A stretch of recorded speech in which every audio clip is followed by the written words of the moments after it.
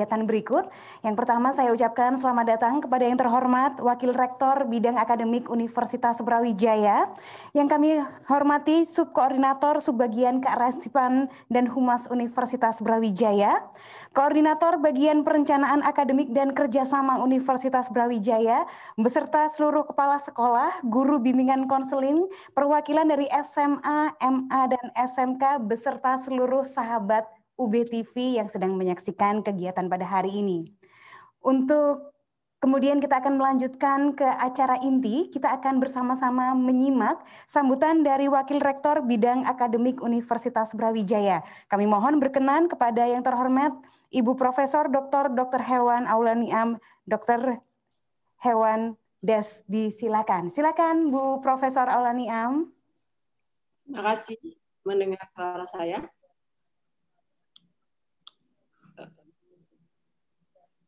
Sudah didengarkan suara saya? Sudah ya?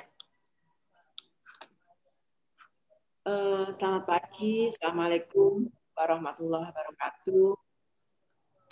Yang terhormat Bapak Ibu Kepala Sekolah, Guru Bimbingan Konseling, dan perwakilan dari SMA, MA, dan SMK Kabupaten Ngawi, Kabupaten Trenggalek, Kabupaten Blitar, Kota Malang, Kota Pasuruan, dan Kabupaten Pasuruan. Mungkin ada yang belum saya sebut. Selamat datang, selamat bergabung di acara sosialisasi SNMPTN dan UTBK SBMPTN Universitas Brawijaya tahun 2021. Bapak, Ibu, dan para siswa yang mengikuti streaming di YouTube Universitas Brawijaya yang berbahagia, marilah kita pertama-tama panjatkan puji syukur kehadirat Allah Subhanahu wa Ta'ala, Tuhan Yang Maha Esa, atas rahmatnya kita dapat bertemu secara daring dalam keadaan sehat walafiat. Bapak Ibu, tahun ini penerimaan mahasiswa baru telah dibuka kembali dengan jalur SNMPTN, UTBK SBMPTN, dan Mandiri. Untuk program sarjana dilanjutkan dengan juga program vokasi, yaitu program D3 dan D4. Secara umum, informasi penerimaan mahasiswa baru sudah banyak disampaikan oleh tim LTMPT Pusat, baik melalui media massa dan streaming YouTube. Jadi kami yakini Bapak Ibu semua sudah banyak memahami. Tapi sekali lagi UB berusaha menambah, memberikan informasi mengenai mekanisme pendaftaran dan penjelasan penerimaan di Universitas Brawijaya secara lengkap agar bisa memberikan pemahaman yang lebih baik kepada Bapak Ibu semua, juga kepada calon adik-adik mahasiswa. Pada kesempatan ini, kami atas nama Universitas Brawijaya sangat berharap tali silaturahim dan komunikasi intensif dengan Bapak Ibu bisa terus ditingkatkan dan menjadikan UB pilihan utama dari siswa-siswi terbaik Bapak Ibu semua.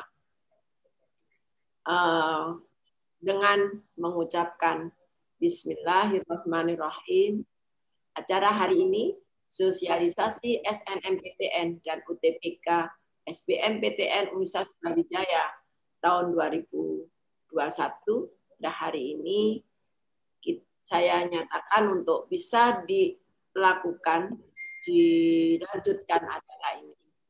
Semoga acara ini bermanfaat bagi kita semua. Demikian kurang lebih sambutan pembukaan dari saya mewakili Universitas Brawijaya. Semoga Tuhan selalu memberikan kesehatan, kita terus sehat terus, dan terima kasih. Wassalamualaikum warahmatullahi wabarakatuh. Waalaikumsalam warahmatullahi wabarakatuh. Kami ucapkan terima kasih kepada Wakil Rektor Bidang Akademik Universitas Brawijaya yang telah berkenan memberikan sambutan sekaligus membuka secara resmi kegiatan sosialisasi penerimaan mahasiswa baru Universitas Brawijaya tahun akademik 2021-2022. Selanjutnya kita akan menyimak sosialisasi SNMPTN dan UTBK SBMMPTN 2021. Namun sejenak kita saksikan dahulu beberapa informasi untuk Anda berikut. Selamat menyaksikan.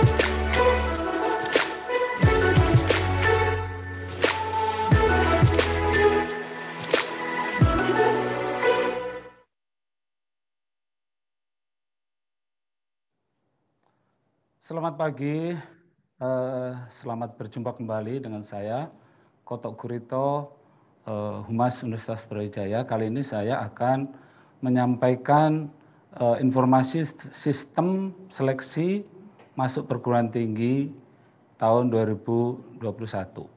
Ya, mungkin sudah banyak dari kita semua yang menyaksikan di laman ltmpt.ac.id tentang sistem ini. Kita tahu bahwa LTMPT yang didirikan tanggal 4 Januari 2019 itu memiliki tugas yang berat, yaitu melaksanakan atau menyelenggarakan seleksi penerimaan mahasiswa baru. Nah, LTMPT atau Lembaga Tes Masuk Perguruan Tinggi itu lembaga penyelenggara tes yang tetap, kredibel, proporsional, efisien, dan efektif. Nah, tugas utamanya adalah menyangkut tentang penerimaan mahasiswa baru PTN, dan untuk tahun 2021 ini kita fokus untuk meningkatkan kualitas proses seleksi penerimaan mahasiswa baru, dan kali ini ada 3 jalur seperti yang kita ketahui, yaitu jalur SNMPTN, jalur SBMPTN, dan seleksi mandiri. LTMPT mengembangkan model untuk proses seleksi perkembangan sesuai dengan perkembangan teknologi informasi di era digital, yaitu dengan melalui ujian tulis berbasis komputer atau UTBK. Nah, model tesnya itu dan seleksinya itu mengacu pada prinsip adil, transparan, fleksibel, efisien, dan akuntabel. Nah, kita tahu lembaga ini memiliki fungsi dan tujuan mengolah data calon mahasiswa untuk bahan seleksi jalur SNMPTN, SBMPTN. Melakukan juga ujian tulis UTBK, menyampaikan hasil UTBK kepada peserta dan PTN tujuan, melaksanakan tes masuk perguruan tinggi yang kredibel, adil, transparan, fleksibel, efisien, dan akuntabel, membantu perguruan tinggi memperoleh calon mahasiswa sesuai dengan nilai akademik dan prestasi lainnya melalui jalur SNMPTN. Dan yang terakhir membantu memperoleh calon mahasiswa berdasarkan UTBK. Nah, ini adalah persyaratan jalur dan kuota. Jalur SNMPTN perguruan tinggi minimal harus menetapkan kuota 20%. Sedangkan SBMPTN minimal 40% dan seleksi mandiri maksimal 30%. Nah, berikutnya untuk PTN BH, senam PTN ada minimal 30% dan seleksi mandiri maksimum 50%. Sistem LTMPT menegaskan adanya single sign-on atau SSO, di mana setiap peserta sekolah dan calon peserta harus registrasi akun LTMPT, tepatnya di portal ltmpt.ac.id. Mulai dari pengisian PEDES oleh sekolah, pendaftaran senam PTN, dan pendaftaran UTBK SBMPTN. Nah, perlu diingat, registrasi akun itu mulai tanggal 4 Januari sampai 1 Februari 2021. Dan untuk registrasi akun UTBK dan SBM itu mulai tanggal 7 Februari sampai 12 Maret. Nah, sekarang kita menginjak tentang PDSS dan Senam PTN 2021. Seperti kita ketahui, PDSS itu adalah pangkalan data siswa, sekolah dan siswa. Nah, merupakan basis data yang berisi rekam jejak dari sekolah dan nilai rapor daripada siswa yang eligible untuk mendaftar. Nah, PDSS itu harus mengakomodir kurikulum nasional 2006 KTSP dan kurikulum nasional 2013 tentang sistem paket dan SKN. Sekolah yang tidak menggunakan kurikulum itu tidak dapat atau tidak boleh mendaftar PDSS. Nah, untuk tahun ajaran ini PDSS itu mengakomodasi perbedaan kurikulum antara semester genap dan semester ganjil. Pengisian PDSS dilakukan oleh sekolah dan kebenaran menjadi tanggung jawab kepala sekolah. Makanya ini harus ada perhatian secara khusus karena begitu salah nanti tanggung jawab dari sekolah. Nah, sekarang persyaratan sekolah saya tidak bacakan. Jadi ketika kita mulai masuk pendaftaran senam PTN, ini ada persyaratan sekolah, persyaratan peserta, dan program studi. Untuk sekolah yang jelas, sekolah harus memiliki NPSN, harus akreditasi. Kalau A 40% kuotanya yang boleh eligible untuk mendaftar di PDSS, kalau B itu 20% dan sekolah akreditasi itu 5%. Nah, sekali lagi pengisian PDSS ini data siswa yang diisikan hanya yang eligible, yang memenuhi syarat sesuai dengan ketentuan. Nah, itu tadi persyaratan sekolah. Nah, sekarang persyaratan peserta. Persyaratan peserta adik-adik, yang pertama yang patut diperhatikan adalah memiliki prestasi akademik yang memenuhi syarat yang ditentukan oleh masing-masing PTN, memiliki NISN, dan terdaftar di PDSS. Bagi yang memilih bidang seni dan olahraga wajib mengunggah portofolio. Nah, pilihan program studi perlu diketahui masing-masing siswa hanya atau boleh memilih 2 prodi di 1 PTN atau 2 PTN. Nah, jika memilih 2 prodi, salah satunya harus ada di PTN di provinsi di mana SMA itu berada. Nah, disarankan tidak memilih lintas minat. Tapi ini ada juga perguruan tinggi yang memperbolehkan lintas minat. Nah, tahap pendaftaran senam PTN 2021 sudah bisa diikuti melalui alur ini. Pertama adalah pengumuman kuota sudah dilakukan oleh LTMPT tanggal 28 Desember kemarin. Nah, sekarang sedang dilakukan registrasi akun LTMPT bagi sekolah dan juga akun LTMPT bagi siswa. Nah, sekolah menentukan calon peserta yang eligible. Kemudian pengisian PDSS itu juga dilakukan oleh sekolah. Setelah itu pendaftaran senam PTN. Step berikutnya pemilihan PTN dan program studi. Dan bagi yang memilih prodi bidang seni dan olahraga menggunakan portofolio. Kemudian ada seleksi senam PTN dan yang terakhir adalah pengumuman senam PTN. Nah, untuk layanan sanggah ini ada pemberitahuan, jadi yang terbaru ada pengunduran layanan sanggah sampai tanggal 7 Februari, bukan tanggal 15 Februari. Nah, berikutnya adalah ketentuan pemeringkatan siswa oleh sekolah.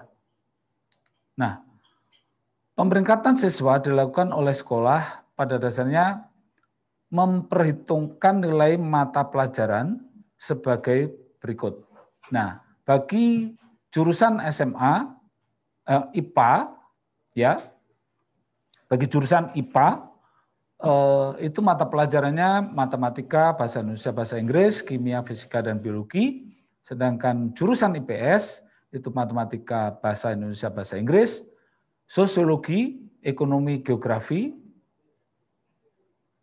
dan untuk jurusan bahasa itu matematika, bahasa Indonesia, bahasa Inggris, sastra Indonesia, antropologi, dan salah satu bahasa asing. Dan yang untuk SMK itu matematika, bahasa Inggris, bahasa Indonesia, dan kompetensi keahlian.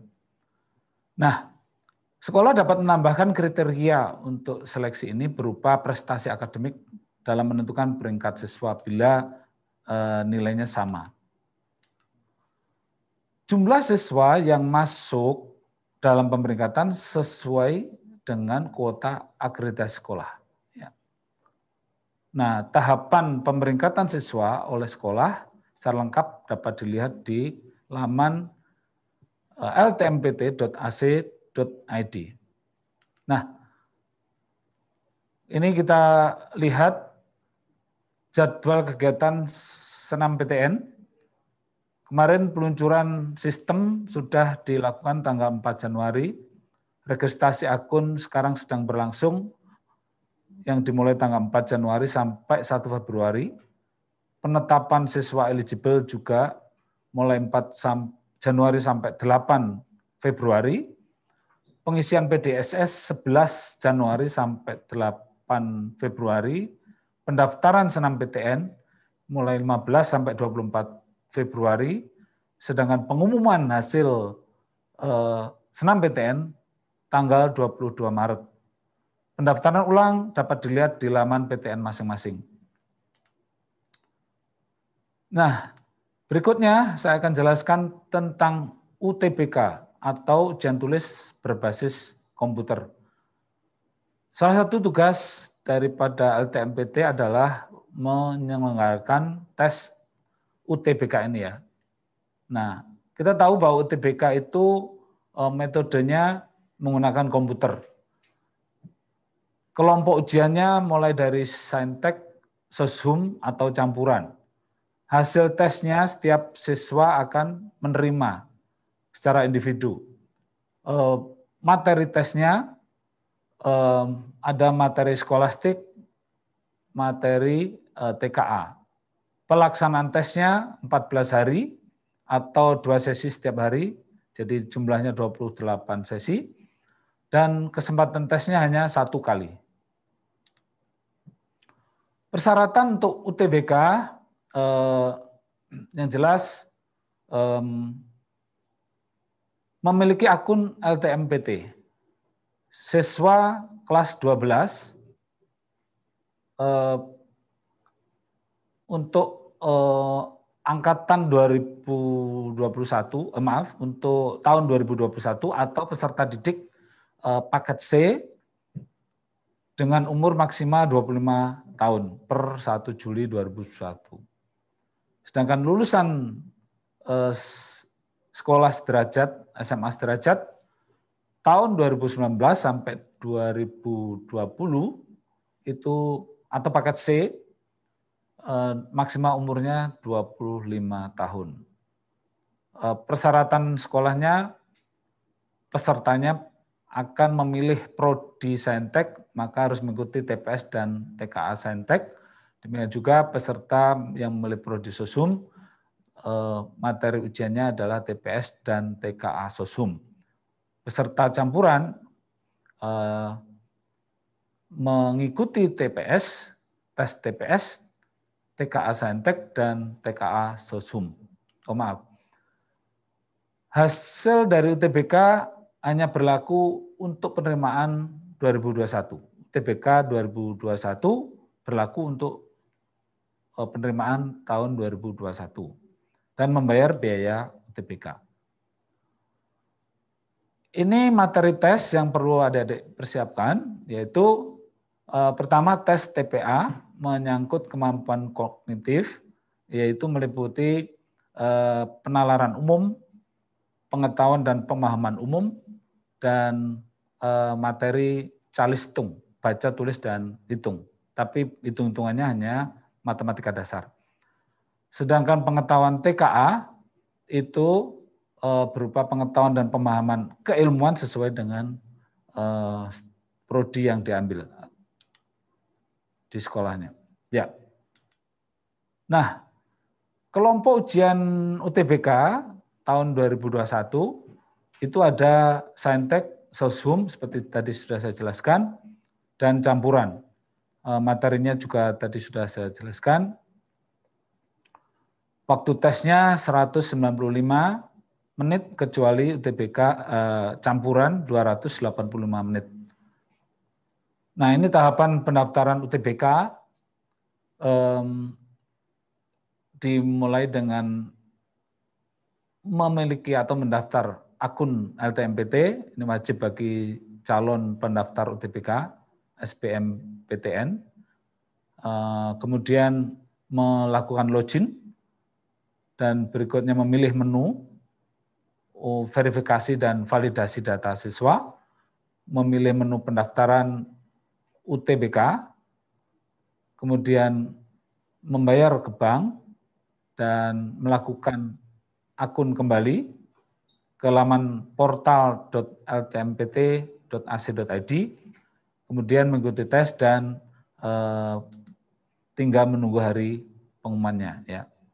Nah, ini bagi siswa yang telah dinyatakan lulus SNMPTN tidak bisa mendaftar UTBK. Untuk peserta tunanetra itu wajib menyertakan surat keterangan dari kepala sekolah. Nah, mengenai lokasi ujian UTBK, di Indonesia ada 74 pusat UTBK PTN. Nah, berikutnya jadwal UTBK dapat dilihat. Pelaksanaan UTBK itu dimulai tanggal 12 April sampai 18 April untuk gelombang yang pertama, sedangkan gelombang kedua 26 April sampai 2 Mei. Sekali lagi masing-masing satu hari itu 2 sesi, sesi pagi dan siang. Ini jam-jamnya ya. Mulai jam 6.45 adik harus sudah masuk di tempat ujian. Ya. Kalau siang mulai dari jam 10.30. Ya. ini biaya UTBK untuk yang ikut tes salah satu aja biayanya 200.000, sedangkan kalau adik-adik mau memilih saintek dan susum atau campuran biayanya 300.000. Nah, setelah adik-adik menerima nilai UTBK, adik-adik mulai mendaftar SBMPTN. Nah, ini persyaratannya ya. Nah, ya persyaratannya nanti nggak usah saya jelaskan karena sudah ada di laman ltmpt.ac.id ya.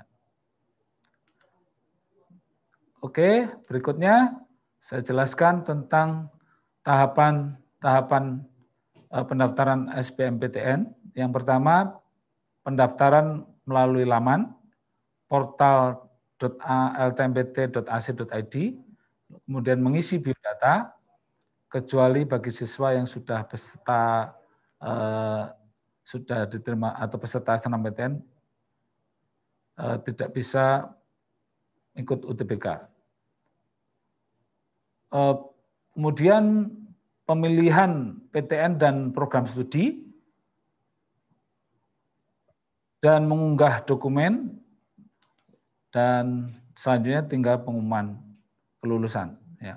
Nah, bagi siswa yang dinyatakan lulus SNMPTN sekali lagi akan ditolak untuk mendaftar SBMPTN. Nah, ini jadwal UTBK SBMPTN. Registrasi akun LTMPT tanggal 7 Februari sampai 12 Maret. Pendaftaran UTBK dan SBMPTN 15 Maret sampai 1 April. Pelaksanaan UTBK 2 gelombang, 12 sampai 18 April, 26 sampai 2 April sampai 2 Mei. Nah, bagi peserta yang mungkin dari keluarga kurang mampu dapat mengikuti atau melamar beasiswa KIP kuliah ya. Nah, untuk jadwalnya ini dapat adik-adik lihat mulai dari peluncuran sampai pendaftaran sampai proses tes UTBK sampai pengumuman ada di laman ltmpt.ac.id. Nah, ini lembaga tes masuk perguruan tinggi. Kantornya ada di Kompleks Kemdikbud ya, dan bisa melihat di layar informasi resmi ltmpt.ac.id. Ya, saya kira penjelasan dari saya cukup dan saya serahkan kembali kepada MC atau moderator. Selamat siang.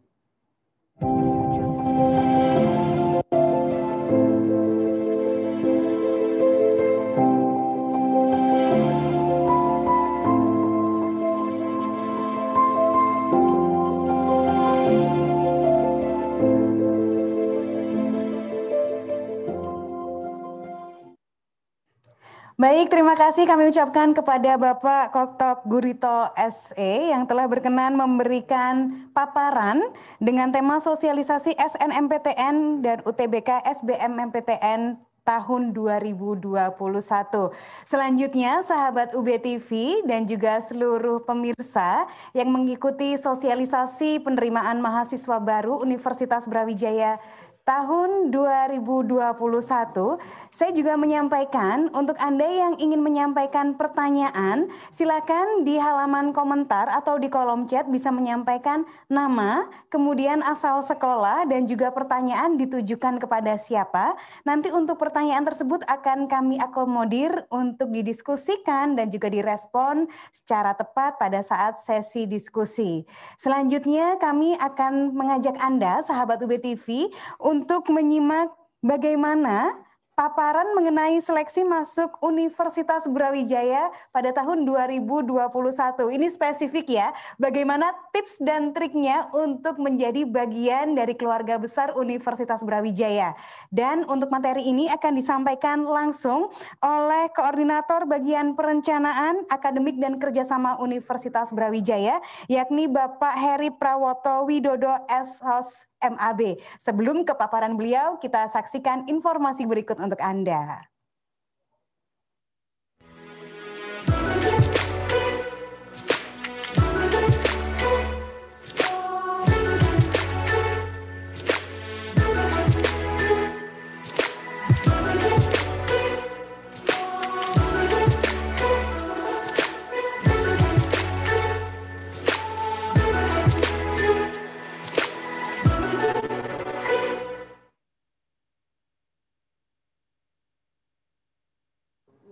Nggak terbiasa keluasan. Aku yang merasa kok. Loh, kok nggak bunyi? Audio mengganggu nggak? HP-ku kan nggak mengganggu.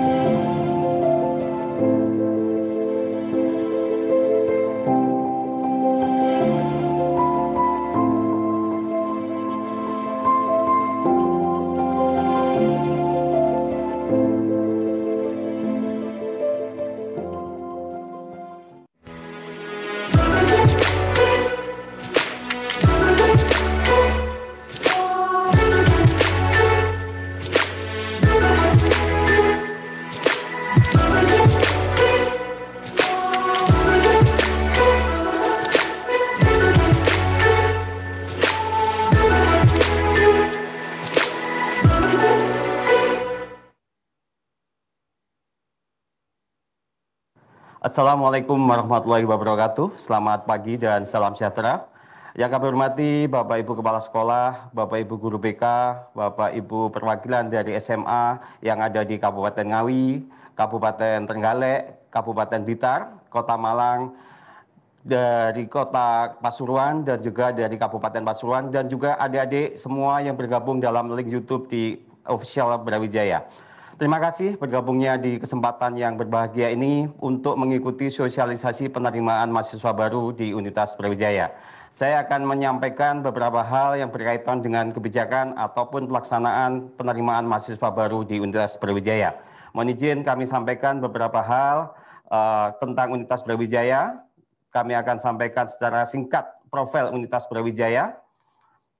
Ini adalah kampus Universitas Brawijaya, itu ada beberapa tempat, itu ada di kampus 1, adalah di Jalan Veteran Kota Malang, yang tempatnya ada di Malang bagian barat. Kemudian kita juga punya kampus 2, itu adalah di Dieng, tepatnya adalah di Desa Kalisongo, Kecamatan Dau, Kabupaten Malang, yang sekitar 30 menit kita dari kampus utama. Kemudian kita juga punya kampus 3, itu adalah di Kediri, tepatnya adalah di Kecamatan Merican, Kota Kediri. Kita ada lahan di sana yang sudah disiapkan dari Kota Kediri untuk pelaksanaan kuliah Universitas Brawijaya.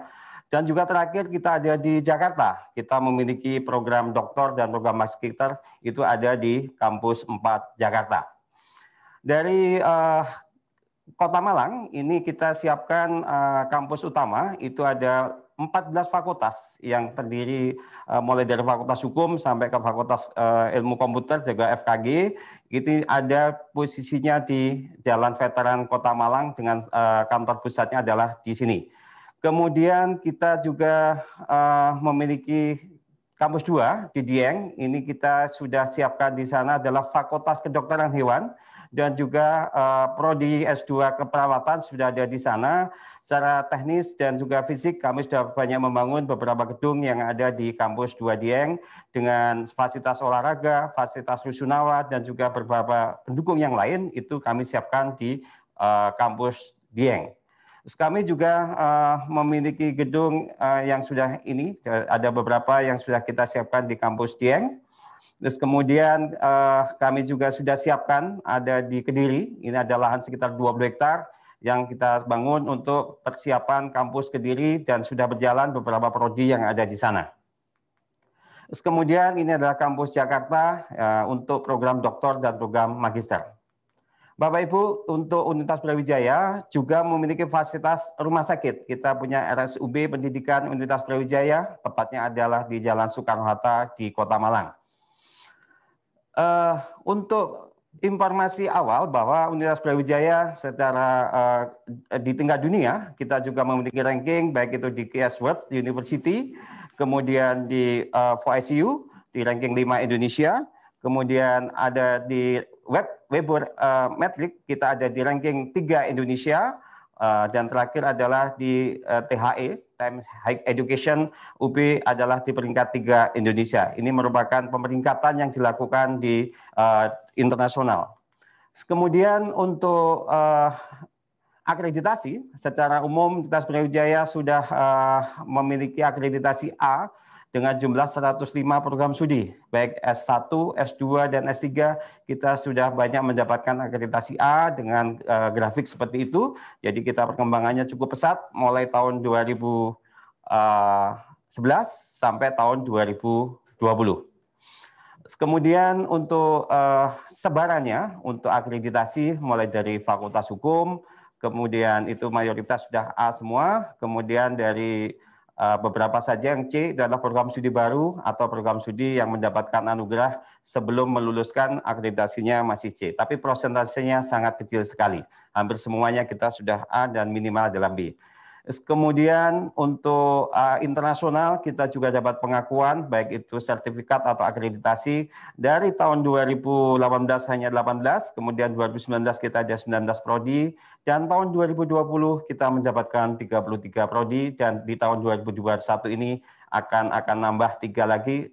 Belum proses nanti juga akan sangat menambah untuk proses akreditasi internasionalnya.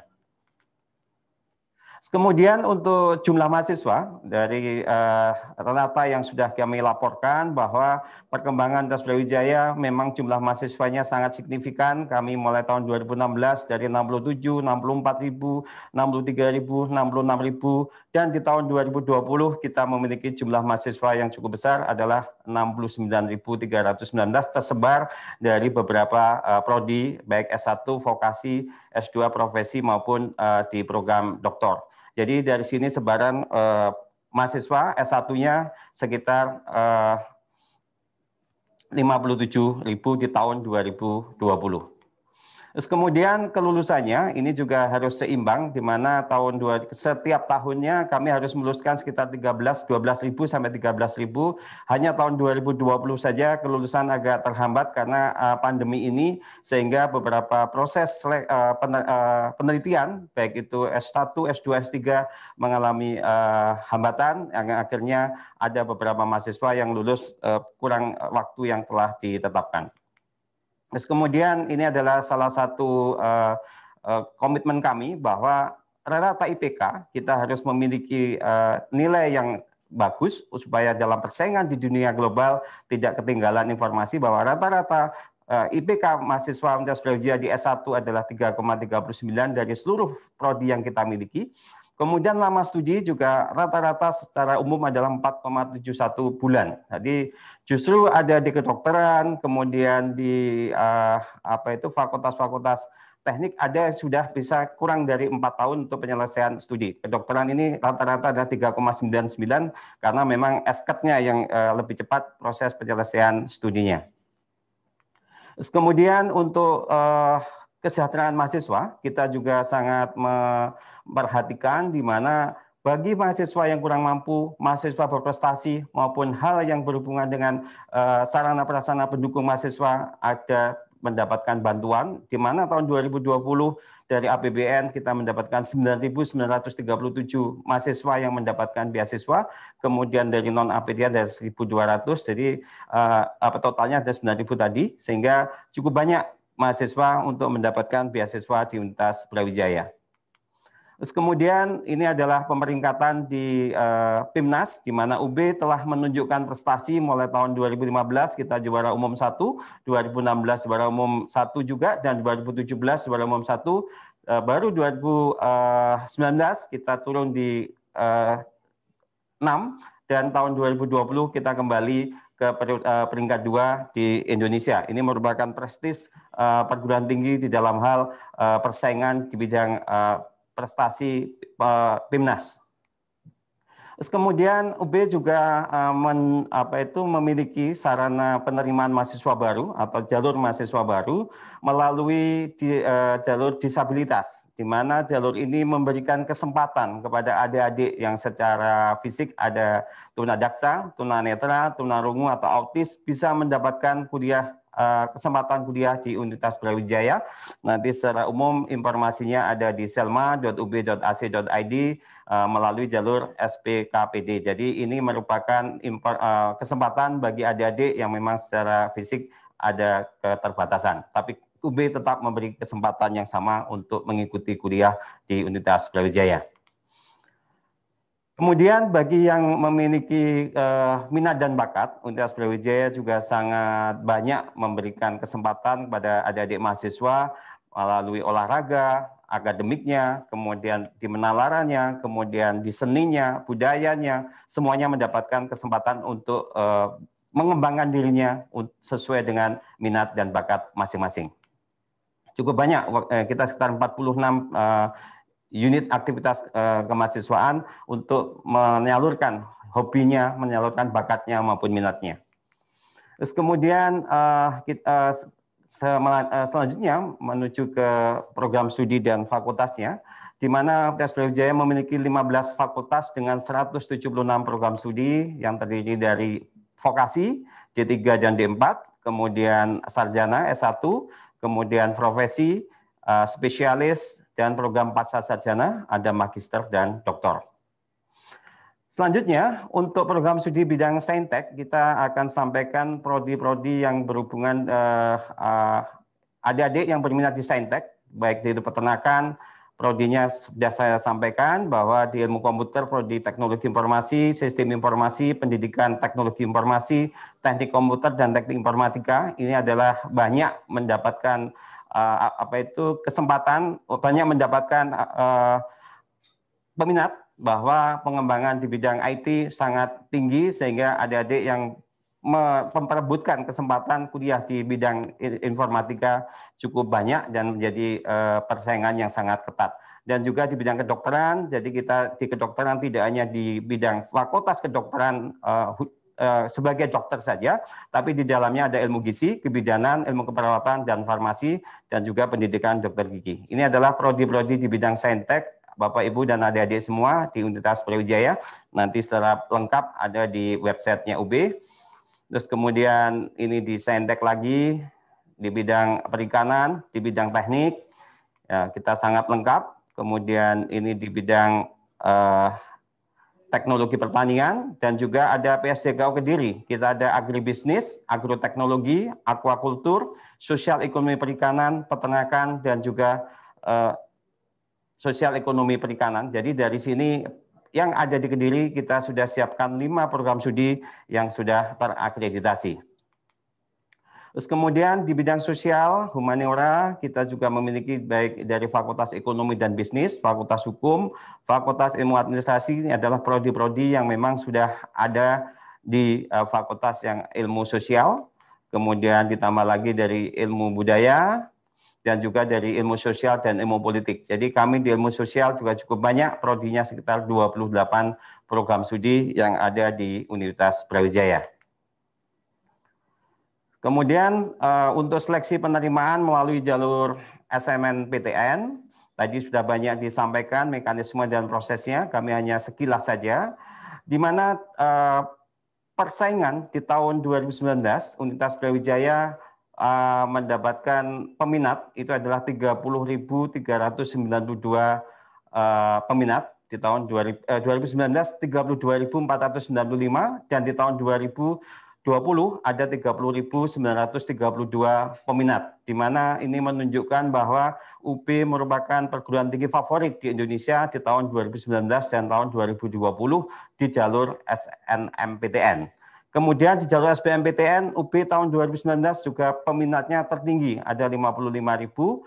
Kemudian di SBMPTN, UB mendapatkan peringkat 2 setelah UGM, ada 61.743. Ini menunjukkan bahwa persaingan antar kampus sudah sangat tinggi, tapi UB ada tetap pada peringkat atas untuk popularitas atau jumlah peminat terbanyak se-Indonesia mulai tahun 2019 sampai tahun 2020. Terus kemudian tadi sudah sampaikan juga bahwa alokasi untuk SNMPTN, SBMPTN, dan Mandiri, di mana untuk SNMPTN minimum adalah 20%, tapi UB ini masih menunggu keputusan pimpinan, kita siapkan sekitar 30% dari jalur SNMPTN, kemudian SBMPTN-nya adalah 40%, dan jalur Mandiri adalah nanti 30%. Jadi alokasi yang akan diterima oleh mahasiswa di 3 jalur Universitas Brawijaya. Terus kemudian strateginya di jalur SNMPTN ini adalah strategi yang mungkin sering juga kita sampaikan pada Bapak Ibu semua dan juga adik-adik, bahwa jika siswa memilih 2 PTN, siswa di luar Jawa masih banyak akan memilih ada di Jawa. Ini menjadi persaingan tambahan kepada adik-adik yang ada di Jawa. Jadi yang terbaik di Jawa pasti juga akan di luar Jawa akan memilih pilihan 1 ada di kampus di Jawa atau di Universitas Brawijaya. Baru pilihan keduanya mungkin di kampus asal mereka, karena SNMPTN hanya bisa memilih 1 perguruan tinggi di kampus asal mereka dan 1 perguruan tinggi ada di luar kampus, di luar provinsinya. Kemudian SNMPTN dilakukan pada pilihan 1 dulu, sehingga ini menjadi salah satu kebijakan yang tidak secara tertulis sebenarnya, tapi akan dipilih PTN 1 dulu, baru kalau memang daya tampung sudah terpenuhi, maka pilihan PTN 2 tidak mengikuti proses seleksi. Jadi ini hal-hal yang sering terjadi, sehingga pilihan 1 merupakan prioritas untuk diseleksi lebih awal daripada pilihan keduanya. Kalau sudah pilihan 1-nya terpenuhi kuotanya, otomatis pilihan keduanya tidak diseleksi kembali. Kemudian apapun program studinya, kalau di perguruan tinggi negeri pasti daya tampungnya akan melebihi kuota yang tersedia. Sehingga bagaimana adik-adik pinter-pinternya memiliki peluang supaya bisa diterima dengan melihat pemetaan yang ada di berbagai perguruan tinggi yang ada di Indonesia. Terus kemudian untuk strategi pemilihan program studi, di mana kebijakan UB menggunakan sistem pemerataan. Jadi kami tidak mungkin akan menerima mahasiswa di dalam 1 sekolah dengan jumlah siswanya sekian, di prodi sekian, itu tidak mungkin. Pasti akan ada pemerataan, baik dari Aceh sampai Papua, kita akan lakukan proses secara pemerataan, karena dengan SNMPTN membuat kesempatan kepada adik-adik dari manapun bisa mengikuti kuliah di perguruan tinggi negeri melalui jalur SNMPTN ini. Kemudian harapan kami Bapak Guru, Ibu Guru BK memang punya peran yang sangat penting dalam hal memetakan ini. Jangan sampai ada anak ngumpul di 1 prodi yang menyebabkan persaingan tidak lagi dengan luar, tapi persaingan dengan anak-anak dalam 1 sekolah juga sangat tinggi. Jadi untuk pelaksanaan pemilihan, ini Bapak Ibu Guru BK memiliki peran yang cukup penting untuk bisa memetakan seberapa banyak pengumpulan anak-anak di dalam prodi yang dipilih sehingga potensi diterimanya bisa lebih tinggi. Kemudian pilihan siswa juga harus diratakan, jangan ngumpul, kemudian hanya di favorit saja. Kemudian daya tampung, di mana di setiap website untuk SNMPTN sudah terlihat daya tampung tahun yang lalu seperti berapa jumlahnya, kemudian untuk menentukan keketatan di prodi-prodi yang akan dituju. Kemudian kami menyarankan saja kalau anak IPA itu diharapkan masuk ke IPA, kemudian anak IPS masuknya ke IPS. Bisa saja lintas, tapi prosentasenya tidak banyak. Dan ini juga harus cermat untuk melihat ketentuan di masing-masing perguruan tinggi, di mana secara umum memang ada perguruan tinggi yang bisa menerima anak IPA ke IPS. Seperti contoh, ada yang masuk IPA, pilihnya di akuntansi, IPA di psikologi, itu juga ada yang bisa diterima. Tapi prosentasenya tidak banyak, tapi kami lebih banyak mengarahkan adik-adik dari IPA ke IPA, anak IPS juga harus ke IPS. Kemudian UB juga tidak menetapkan blacklist atau semacam membatasi SMA yang nggak bisa diterima. Gara-gara apa? Memang ada hal-hal poin tertentu yang menyebabkan prosentase penerimaan dari sekolah tertentu mengalami pengurangan dari jumlah yang seharusnya. Ini terjadi sebenarnya secara sistem. Jadi kami tidak melihat secara SMA-nya. Kami tidak pernah cek SMA ini kasusnya bagaimana. Tapi biasanya melihatnya satu, dari kakak kelasnya itu pernah mundur nggak di SNMPTN-nya. Dari kakak kelasnya nilainya yang didapat bagaimana? Apakah sudah sesuai, karena ini anak masuk SN adalah nilai bagus di SMA-nya, tetapi pada saat kuliah ternyata nilainya jelek. Ini kan juga punya pengaruh pada poin, walaupun itu tidak merupakan vonis, kalau itu tidak mampu bisa saja siswa ini pada saat memilih prodinya tidak cocok, passionnya tidak ada di situ, akhirnya malas kuliah, yang akhirnya nilai yang dia dapatkan juga tidak sesuai yang diharapkan. Ini adalah salah satu penilaian, tapi poin ini cukup kecil Bapak Ibu, sehingga memang kami pernah disambat, ini nggak pernah diterima di UB, kami sudah juga untuk bisa memastikan masalahnya ada di mana, karena kami juga cukup waktu pendek untuk bisa mengevaluasi yang sudah mau diterima di Universitas Brawijaya. Kemudian ini keketatannya yang pernah kami dapatkan dari informasi yang ada, bahwa di tahun 2020 di program Saintek itu di Universitas Brawijaya keketatan tertingginya adalah di farmasi, di mana farmasi ini jumlah peminatnya 1.200, yang diterima hanya 36, otomatis persaingannya juga sangat tinggi, 1:36 anak bisa diterima di Universitas Brawijaya. Sehingga dari pemetaan ini adik-adik bisa mengetahui bahwa kalau ini dijadikan pilihan kedua, ya berarti kan persaingan yang dihadapi juga tidak ikut di dalam proses seleksinya lebih kecil nanti. Jadi ini menjadi biasanya pilihan satu saja yang menjadi salah satu peminat yang bisa diterima di prodi-prodi ini. Jadi ilmu aktuaria juga demikian, walaupun program studi baru di tahun 2020 kita buka, ternyata persaingannya juga cukup ketat, 1:23.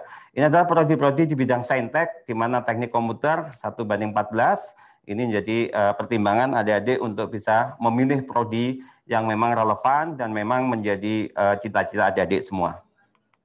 Terus kemudian di bidang sosum, mohon maaf ada satu keselip arsitektur harusnya masuk di saintek, ada kewirausahaan tertingginya adalah 1:15 untuk di bidang sosum, kemudian yang paling bawah 15 prodi itu adalah di ilmu perpustakaan, 1:10. Jadi prodi-prodi yang di bawah lainnya peminatnya dan juga daya tampungnya yang diterima akan lebih kecil jumlah persaingan yang dihadapi. Jadi ini kita sampaikan 15 prodi saja yang memiliki keketatan lebih tinggi daripada prodi yang lain di tahun 2020. Terus kemudian untuk jadwal tadi juga sudah disampaikan pada sebelumnya, di mana secara umum jadwal sudah berjalan mulai tanggal 4 kemarin, kemudian penetapan tanggal 4 sampai tanggal 8 Februari, adik-adik harus mendaftar. Jadi di tanggal 15 sampai tanggal 24 Februari, di mana kesempatan Anda untuk bisa memilih prodi yang sesuai dengan kemampuan, sesuai dengan passionnya, dan juga sesuai dengan pemetaan yang ada di masing-masing sekolah.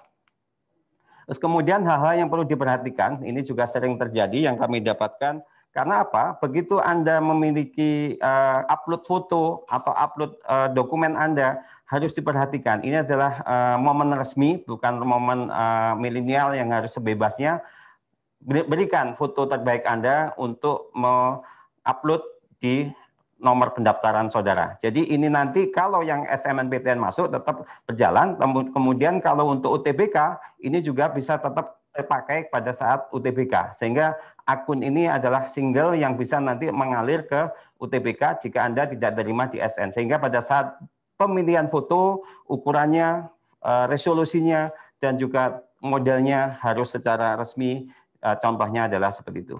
Kemudian untuk persyaratan sekolah tadi sudah disampaikan, yang penting adalah pemilihan program studinya, di mana saat ini ada pemilihan program studi di SNMPTN, ada melibatkan perguruan tinggi dan juga politeknik, di mana D4 Politeknik juga mengikuti proses seleksi di tahun 2021, sehingga pemilihan-pemilihan ini yang harus lebih diperhatikan bagaimana membagi antara Anda ingin di politeknik atau Anda ingin di perguruan tinggi negeri. Jadi ini adalah salah satu strategi yang harus Anda lakukan, di mana Anda harus bisa memastikan bahwa satu pilihan, kalau memang Anda yakin hanya satu pilihan saja dan saya pilihan keduanya nggak mau, satu pilihan saja Anda pilih. Jangan sampai pilihan keduanya asal, akhirnya diterima di pemilihan dua asal, Anda tidak ingin kuliah di pilihan itu yang akan banyak merugikan. Jadi pesan saya, sekarang kalau memang Anda yakin pilihannya hanya satu, pilihlah hanya satu yang bisa memilih dimanapun PTN ada, tanpa harus memilih pilihan dua yang nantinya begitu Anda diterima pilihan kedua, Anda sudah tidak bisa mendaftar di UTBK. Di mana sekarang UTBK juga dipakai oleh perguruan tinggi kedinasan, di mana nilai yang dipakai UTBK, kalau Anda sudah diterima di PTN, Anda juga tidak di SNMPTN, Anda juga tidak memiliki kesempatan untuk mengikuti UTBK. Makanya dari situ strategi yang harus dilakukan, dan kemudian disarankan tidak lintas. Jadi tadi sudah sampaikan di depan, dari IPA ke IPA, IPS ke IPS, yang akhirnya bisa mengurangi potensi Anda ditolak. Jadi inilah merupakan strategi yang juga harus dikuatkan mulai awal dalam hal pemilihan program studi. Terus kemudian yang berhubungan dengan UTBK dan SBMPTN, di mana ini adalah satu paket, di mana proses pendaftaran UTBK adalah satu paket dengan pendaftaran SBMPTN untuk memilih program studinya. Jadi satu kali pendaftaran di UTBK sekaligus adik-adik atau Bapak Ibu semua adalah memilihnya adalah satu kali pada saat di pendaftaran UTBK. Jadi tidak UTBK dulu selesai, baru mendaftar SBMPTN. Tapi satu kali di awal itu sudah proses pendaftaran UTBK sekaligus di SBMPTN.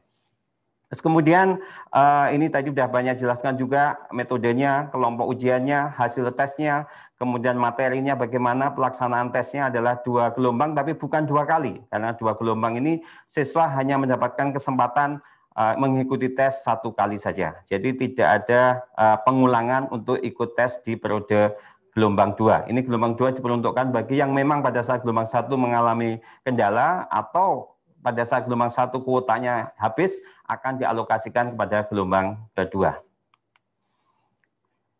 Terus kemudian tadi sudah sampaikan juga materinya, ada TPS sama TKA, ini sudah persiapan.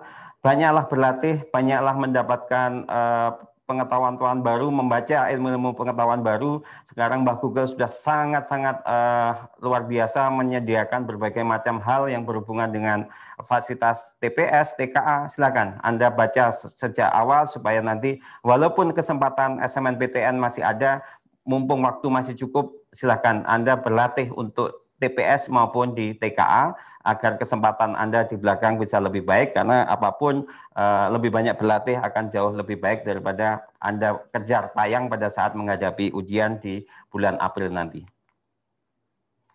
Kemudian untuk persyaratan peserta sudah saya sampaikan tadi, untuk lulusan 2019, 2020 itu sudah harus punya ijazahnya yang nanti akan dibawa pada saat ujian UTBK. Kemudian bagi tahun yang memiliki UTBK ini hanya di tahun 2021, jadi tahun 2020 punya nilai tidak bisa dipakai untuk mendaftar SBMPTN di tahun 2021. Kemudian bagi ilmu seni, budaya, olahraga harus ada portofolio yang sudah disiapkan. Untuk jalur SBMPTN, pemilihan prodinya bebas. Jadi pilihan 1, pilihan 2 tidak mengacu PTN lokal atau PTN luar, tidak. Semuanya bebas. Anda memilih di satu PTN dengan 2 prodi atau 2 prodi di 2 PTN yang berbeda, sangat bebas. Jadi tidak ada pembatasan seperti di jalur SMNPTN. Terus kemudian jadwal-jadwalnya sudah disampaikan juga bahwa registrasi akun mulai tanggal 7 sampai tanggal 12, kemudian pelaksanaan UTBK ada 2 gelombang, gelombang 1 adalah 12 sampai 18 April, kemudian gelombang 2 adalah 26 April sampai dengan 2 Mei, dan juga perlu diingat ini adalah masa bulan Ramadan sehingga persiapan adik-adik juga harus lebih ditingkatkan lagi karena Anda mungkin ngantuk atau apa waktunya siang, Anda sudah harus bisa mempersiapkan diri mulai saat ini. Jadi pengumuman nanti akan disampaikan pada tanggal 14 Juni sekitar pukul 15 melalui LTMPT dan perguruan tinggi yang ditunjuk untuk mengumumkan secara online nasionalnya, dan kemudian informasi tata cara daftar ulang nanti bisa dilihat di website masing-masing perguruan tinggi. Ini adalah jadwal-jadwalnya untuk pelaksanaan UTBK dan SBMPTN di tahun 2021.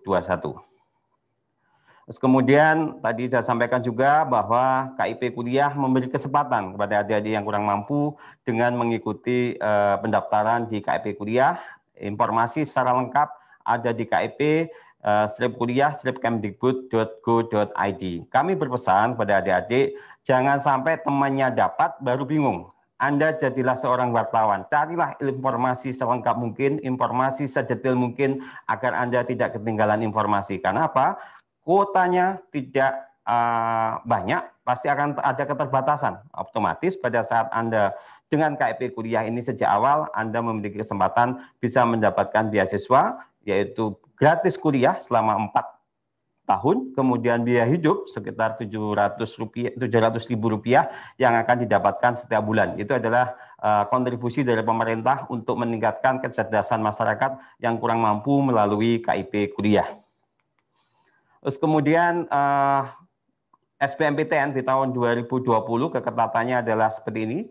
Kedokteran itu adalah 1/28, jadi diterima 101, kemudian pendaftarnya 2.847, kemudian untuk prodi yang keketatannya di 15 ini kurang adalah di teknik mesin, yaitu di 1/12, jadi prodi yang di tahun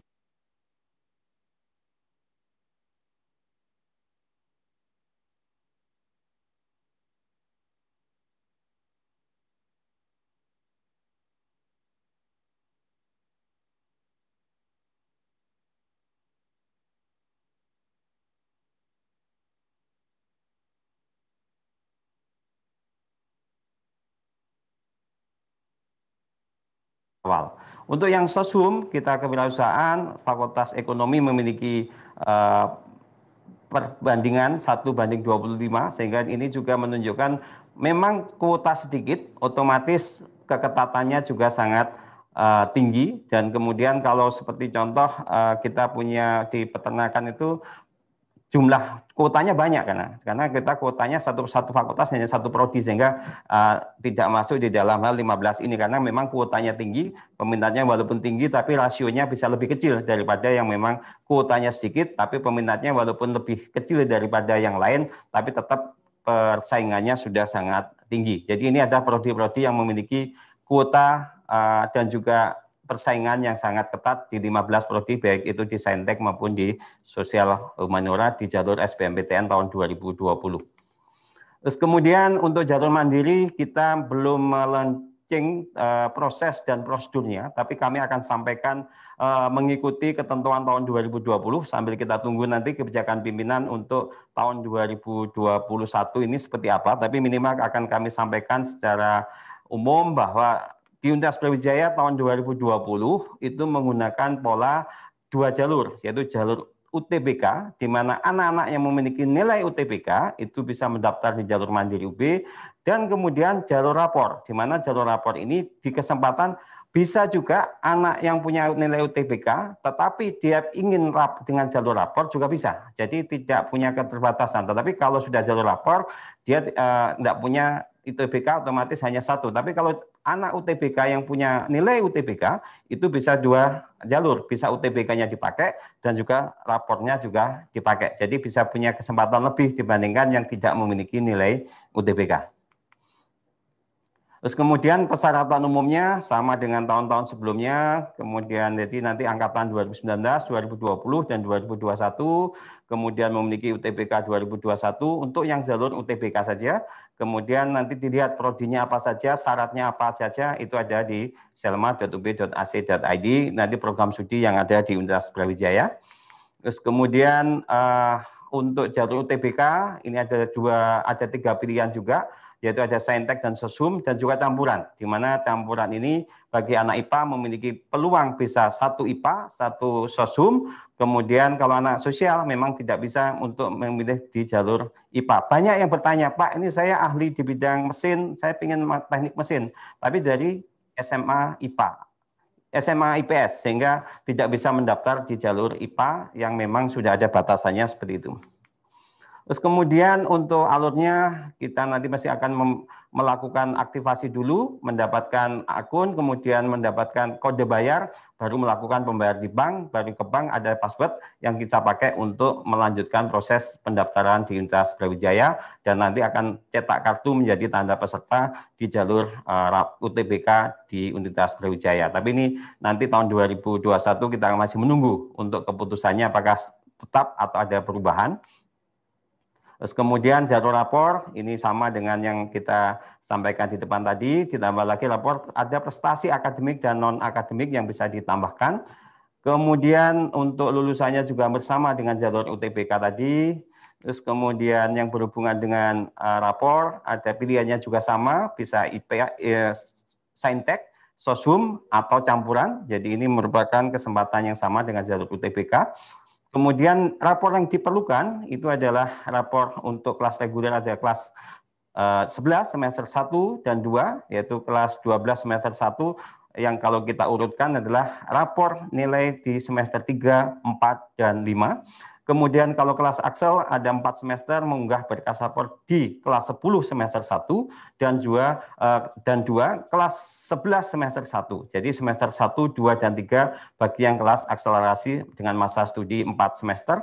Kemudian untuk yang SMK yang biasanya ada 6 semester itu adalah kelas 10 semester 3 dan kelas 11 di semester 1 dan 2. Jadi 3, 4, dan 5 untuk SMK yang secara waktu studinya adalah 6 semester untuk akselerasinya. Jadi Bapak Ibu dan juga adik-adik semua yang kami hormati, ini adalah proses seleksi di jalur mandiri. Kemudian jadwalnya kapan? Kami biasanya akan mengikuti jadwal di SBMPTN. Jika tadi sudah akan ditetapkan SBMPTN di bulan Juni, pengumumannya biasanya kami 2 minggu sebelum tanggal itu akan kita buka untuk pelaksanaan mandiri sesuai dengan jadwal yang akan kita rancang, dan nanti mekanisme barunya seperti apa, Bapak Ibu adik-adik semua bisa melihat di selma.ub.ac.id. Jadi update semua informasi ada di website penerimaan mahasiswa baru di Universitas Brawijaya. Terus kemudian alurnya juga sama dengan yang jalur UTBK tadi. Terus kemudian ketentuan umumnya, jadi seleksi mandiri UB tidak mengikuti UTBK dapat mendaftar menjadi jalur rapor. Kemudian kalau dia punya UTBK, dia juga bisa mendaftar di UTBK dan juga diperbolehkan mendaftar di jalur rapor. Sehingga ada beberapa pintu yang nanti akan bisa dipakai, tapi kami menunggu kebijakan selanjutnya di tahun 2021. Terus kemudian selaksanakan jadwalnya, saya sampaikan tadi, nanti informasi lengkap ada di website UB di selma.ub.ac.id. Terus kemudian untuk jalur mandiri tahun 2020, ini sudah kita gabung bahwa di vokasi jumlahnya minus sekian, kemudian di SMUB ada jumlah 42.000, yang terima adalah 5.600 adalah hanya 13% saja. SBMPTN yang mendaftar 61.000, yang terima hanya 6.000, kita hanya 10% saja. Dan juga SMNPTN 30.000 sekian, yang diterima hanya 4.300, 14% sekian. Jadi totalnya kita rata-ratanya 13% dari total pendaftar atau peminat di tahun 2020. Ini menunjukkan apa? Bahwa Universitas Brawijaya sangat selektif untuk bisa memilih yang terbaik di Indonesia siswa-siswanya, sehingga walaupun kuota kita banyak, UB banyak peminatnya sekaligus kuotanya juga banyak. Tapi kuota banyak ini ternyata tidak banyak yang diterima juga karena persentasenya sangat kecil dari jumlah peminat yang mendaftar di Universitas Brawijaya. Ini menunjukkan persaingan masuk UB sangat tinggi. Jadi masuk UB, prestasi dan juga nilainya menjadi salah satu modal utama bagi Anda diterima di Universitas Brawijaya. Terus kemudian prodi dengan keketatannya tetap di kedokteran 1:46 di jalur mandiri kemarin, kemudian kedokteran gigi 1:34, farmasi 1:26, kemudian di 15 prodi yang kita tertinggi ini adalah di teknologi informasi dibanding 1:9. Ini menunjukkan bahwa persaingan prodi-prodi ini cukup tinggi di jalur mandiri tahun 2020. Kemudian di bidang sosial humaniora, kewirausahaan di Fakultas Ekonomi itu adalah 1:26 anak. Kemudian yang agak bawah di ranking 15 adalah sosiologi 1:8. Jadi prodi-prodi ini yang menunjukkan di jalur mandiri UB peminatnya yang diterima sekaligus rasionya atau keketatannya sudah sangat tinggi untuk menunjukkan bahwa persaingan masuk UB tidak mudah. Tetapi kesempatan Anda sangat luas, tergantung perjuangan dan juga tergantung bagaimana Anda melakukan usaha untuk bisa diterima di perguruan tinggi yang dicita-citakan. Ini adalah vokasi, jadi setelah proses mandiri, kita ada lagi program vokasi, di mana vokasi nanti ada 2 jalur, jalur prestasi dan jalur reguler. Nanti jadwalnya akan kita launching di web Selma, BACID, kapan jalur prestasi dan juga kapan jalur untuk mandiri vokasinya. Jadi ini adalah setelah proses S1 kita juga buka lagi jalur vokasi untuk D3 dan jalur D4. Terus kemudian prodinya apa? Di D4 kita ada 2, yaitu program studi manajemen perhotelan dan program studi desain grafis. Kemudian di D3 kita memiliki administrasi bisnis dengan minat beberapa ada di bawahnya. Kemudian program studi keuangan dan perbankan ada 3 minat perbankan, perpajakan, akuntansi terapan, dan juga program studi teknologi informasi dengan 4 minat yaitu sistem informasi, teknologi informasi, dan juga bisnis digital e-commerce yang sekarang merupakan lagi ngetren karena milenialnya ini. Kemudian minat film dan televisi. Itu untuk program yang ada di vokasi yang nanti akan kita sampaikan. Dan kemudian untuk biaya kuliah di UB bagaimana? Kita mengikuti UKT, uang kuliah tunggal, yaitu SPP proporsional, ada 6 kategori untuk SN, SBMPTN, jadi kategori yang terendah sama kategori tertinggi, nanti bisa dilihat di selma.ub.ac.id. Cuman untuk yang membedakan, bagi jalur mandiri ada bidang yang berbeda, karena di mandiri selain ada UKT 3 kategori, juga ada IP, iuran pengembangan institusi. Jadi IP ini menjadi salah satu tambahan untuk jalur mandiri. Kalau UKT-nya hampir sama dengan jalur yang ada di jalur nasional 3, 4, 5, 6 itu biasanya dipakai untuk jalur mandiri, baru ditambah dengan IP untuk jalur mandiri di Universitas Brawijaya. Ke Bapak Ibu yang kami hormati, dari kami juga sangat membuka diri kepada adik-adik, Bapak Ibu guru yang bertanya di Universitas Brawijaya. Memang kalau pakai telepon cukup padat jaringannya di kami, dan juga dengan adanya pandemi ini kami juga tidak all time ada di kampus semua karena banyakkan juga WFH.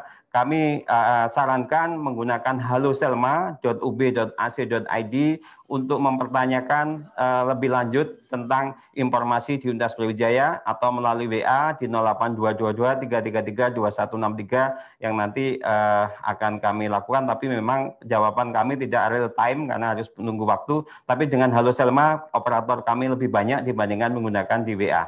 Jadi Bapak Ibu, kita sangat membuka diri untuk informasi tentang pelaksanaan penerimaan Universitas Brawijaya.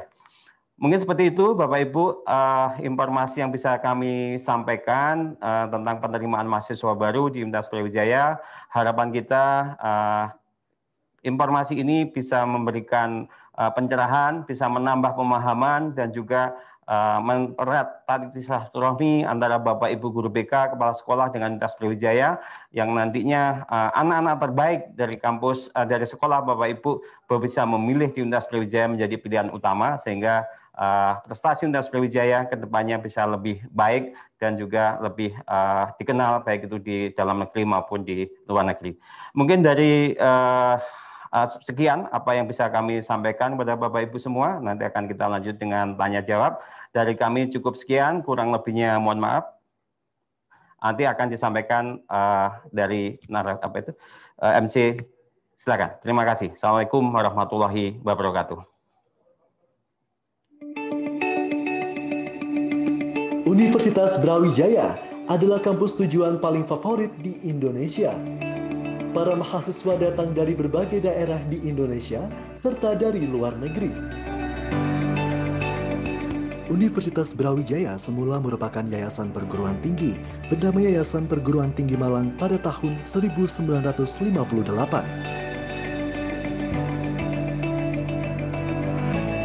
Terletak di pusat kota Malang yang terkenal dengan hawa yang segar dan udara yang sejuk, Universitas Brawijaya telah menciptakan lingkungan kampus yang asri.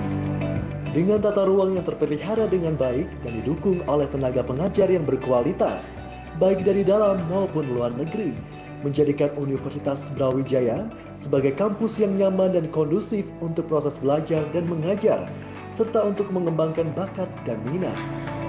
Universitas Brawijaya membuka akses belajar yang seluas-luasnya bagi calon mahasiswa berbakat, termasuk mahasiswa disabilitas. Saat ini, ribuan lebih mahasiswa mendapatkan beasiswa dari berbagai instansi, baik pemerintah maupun swasta.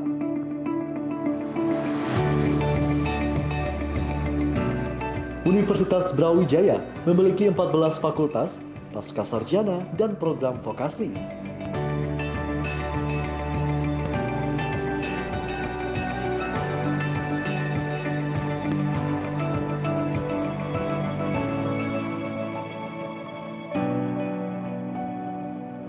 Dengan didukung lebih dari 140 guru besar dan 400 dosen peneliti yang berpengalaman mengajar dan meneliti di berbagai bidang ilmu pengetahuan, teknologi, sosial, budaya, dan humaniora, Universitas Brawijaya siap mengembangkan proses pendidikan yang bermutu dan berstandar internasional untuk menghasilkan lulusan berdaya saing global.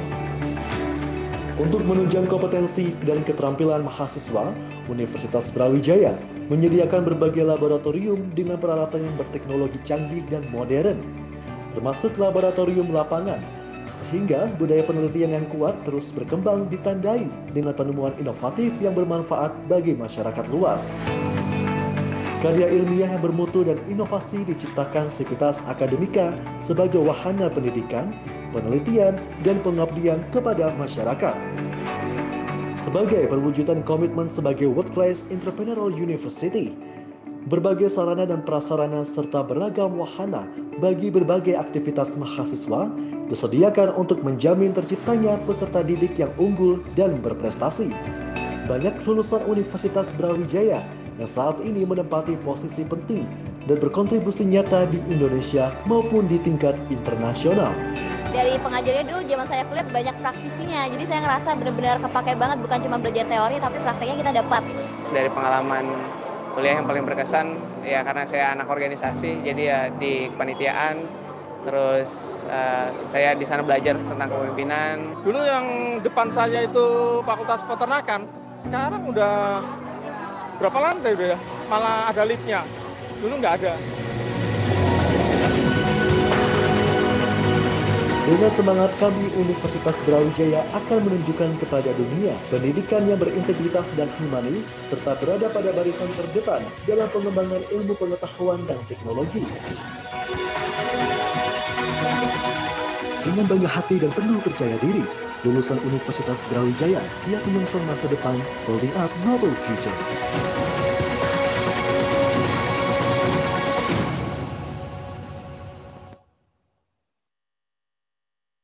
Ya, itu tadi adalah profil dari Universitas Brawijaya yang tentunya menambah keinginan dari seluruh peserta yang hadir mengikuti diskusi pada hari ini untuk semakin bersiap-siap menjadi bagian dari keluarga besar Universitas Brawijaya tentunya. Doa terbaik dari kami semua untuk kalian, seluruh pemirsa dan juga hadirin yang mengikuti kegiatan sosialisasi penerimaan mahasiswa baru Universitas Brawijaya tahun akademik 2021-2022. Nah, sahabat UB TV, saya juga menyampaikan bahwa acara ini juga disiarkan secara live di YouTube channel dari Universitas Brawijaya dan Universitas Brawijaya Televisi. Untuk itu, jangan sampai ketinggalan untuk mengikuti seluruh akun sosial media dari Universitas Brawijaya. Di antaranya adalah univ.brawijaya untuk Instagram, kemudian untuk laman Facebook di universitas.brawijaya.official dan Twitternya di ub_official. Dan pastikan Anda juga mengikuti seluruh informasi terkini yang fresh, yang khas dari generasi muda untuk anak-anak milenial tentunya hanya ada di UB TV. UB TV ada di YouTube streaming dan juga channelnya di ubtv_brawijaya dan juga di ubtv_brawijaya untuk Instagramnya. Pastikan seluruh informasi dari Universitas Brawijaya didapatkan di dua akun tersebut. Selanjutnya kita akan memasuki sesi tanya jawab dan terima kasih untuk tetap bersama dengan kami di sini baik dari Bapak Kotok Gurito dan juga Bapak Heri Prawoto Widodo. Terima kasih Bapak-bapak sekalian untuk masih berkenan merespon dan berdiskusi nantinya langsung dengan para partisipan pada hari ini. Dan rupanya sudah ada yang bergabung dan sangat antusias Pak untuk langsung bertanya. Saya akan menyapa salah satu peserta yakni Yunia Dwi Wahyuni SPD. Beliau berasal dari Kabupaten Trenggalek, tepatnya dari SMA Negeri 1 Durenan. Assalamualaikum Ibu Yunia. Waalaikumsalam. Iya. Bagaimana kabarnya Ibu? Kapan, Bu?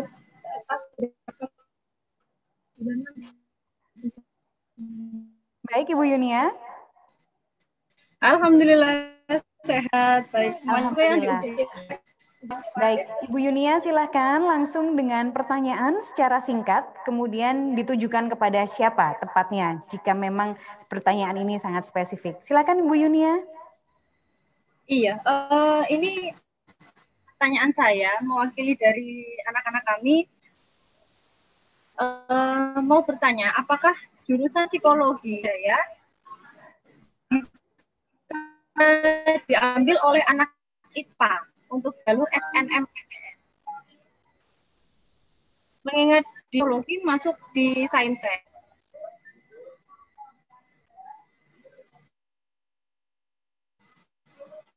Jaringan, boleh diulangi inti dari pertanyaannya Ibu? Ya, apakah anak IPA di SNMPTN bisa mengambil jurusan psikologi?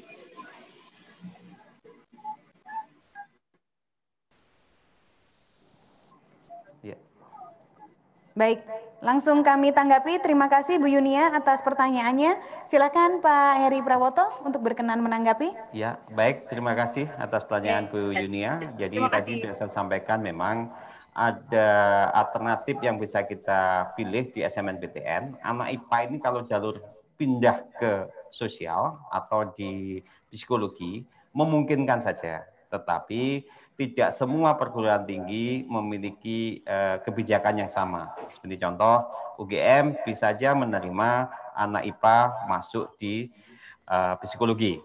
Tapi ini harus kita lihat nanti di laman LTMPT, di SNMPTN akan kelihatan anak IPA yang diterima di IPS berapa, prosentasenya berapa, karena kami belum melihat secara langsung di tahun 2020 yang ada di lamannya LTMPT untuk yang anak IPA memilih ke sosial itu mana saja yang bisa menerima, sehingga dari situ akan kelihatan prosentasenya memang lebih kecil dibandingkan dengan anak IPS memilih ke IPS. Kalau memang bisa memastikan dengan kecil tadi bisa diterima, monggo mawon, karena ini merupakan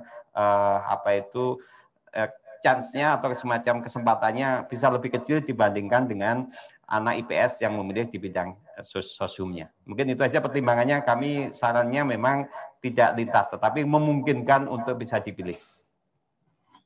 Baik, terima kasih Pak Heri Prawoto telah berkenan merespon pertanyaan dari Ibu Yunia dari Kabupaten Trenggalek. Tentunya kami turut mendoakan seluruh siswa didiknya bisa masuk ke fakultas yang diharapkan, begitu ya Bapak ya.